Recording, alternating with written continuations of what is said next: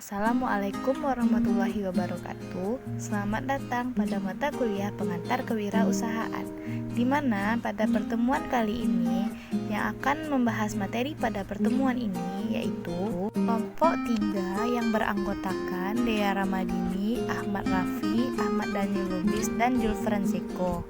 Materi yang akan kita bahas yaitu yang pertama, menentukan ide dan gagasan usaha, dan yang kedua, menganalisis jenis usaha, produk, atau jasa. Yang pertama, menentukan ide dan gagasan usaha.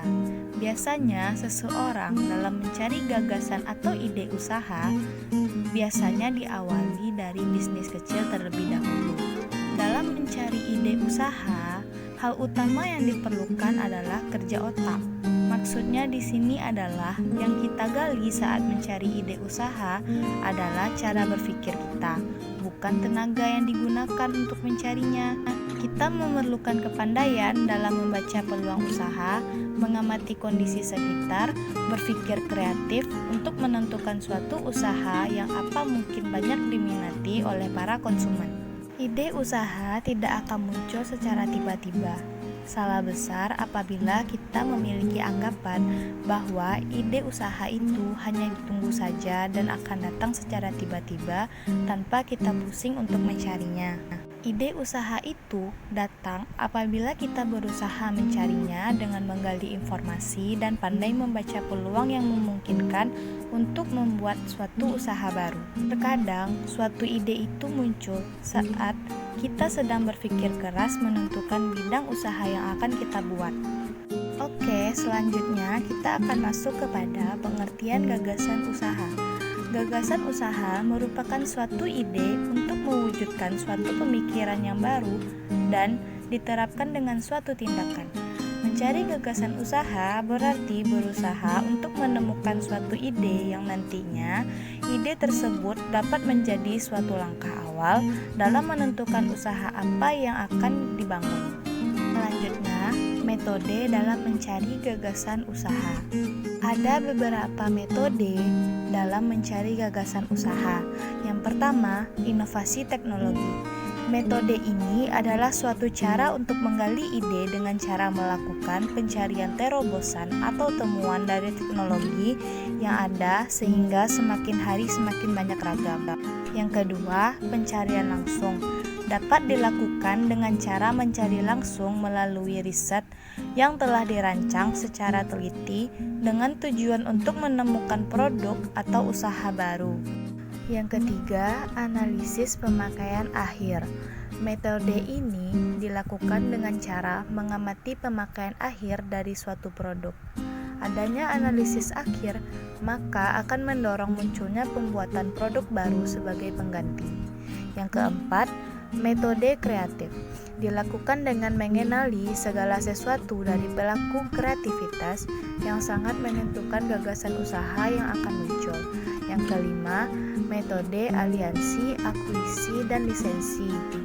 Metode ini umumnya muncul karena ada beberapa keterbatasan, misalnya seperti keterbatasan pasar, SDM, ada pemikiran tidak perlu terlalu lama untuk memajukan usaha, dan ada pemikiran tidak perlu terlalu lama untuk menunjukkan suatu usaha.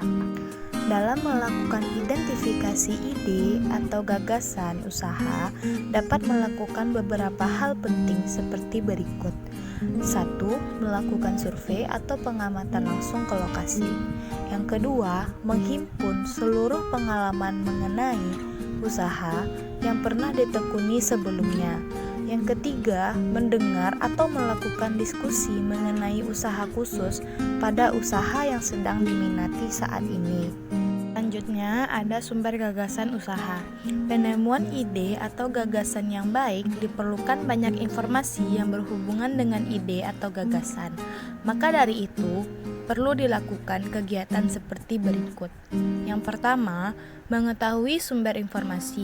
Yang kedua, melakukan seleksi informasi dari sumber-sumber. Baiklah, kita masuk kepada materi yang kedua, yaitu jenis usaha produk atau jasa. Pada dasarnya, usaha dibagi menjadi dua berdasarkan wujudnya, yaitu usaha bidang barang dan usaha bidang jasa.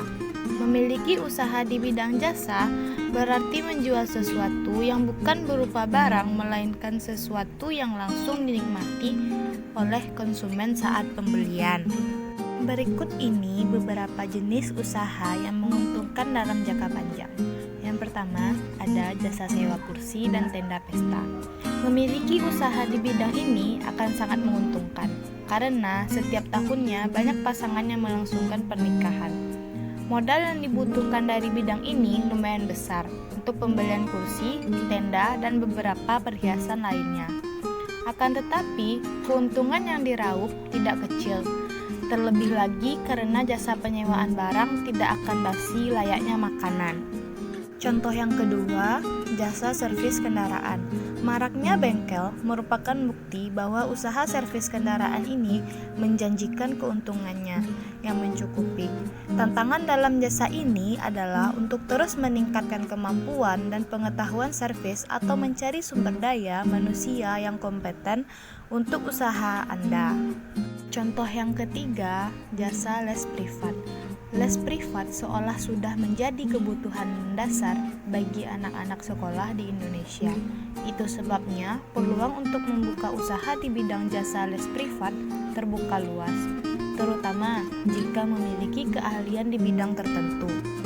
Contoh yang ketiga, jasa titip barang atau jastip.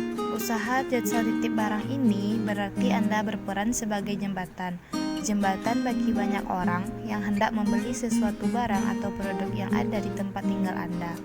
Beberapa kategori barang yang dititipkan umumnya adalah fashion, makanan, hingga aksesoris. Contoh yang kelima, jasa fotokopi dan printing. Meskipun membutuhkan modal awal yang cukup besar, potensi dari usaha ini sangat bagus, karena banyak orang dari berbagai kalangan membutuhkan jasa ini, baik mahasiswa, orang tua, anak sekolah, hingga instansi besar. Jadi, kesimpulan yang dapat kita ambil dari materi ini adalah pahami kesempatan yang ada di sekeliling kita dan mulailah membuka usaha-usaha baru yang sesuai dengan kebutuhan pasar. Dan kemudian jangan lupa untuk mencatat pengeluaran dan pemasukan bisnis atau usaha agar bisa melakukan efisiensi pada modal yang akan dikeluarkan. Baiklah, mungkin itu saja yang dapat saya sampaikan. Apabila ada salah dalam perkataan atau masih kekurangan materi, mohon dimaafkan. Assalamualaikum warahmatullahi wabarakatuh.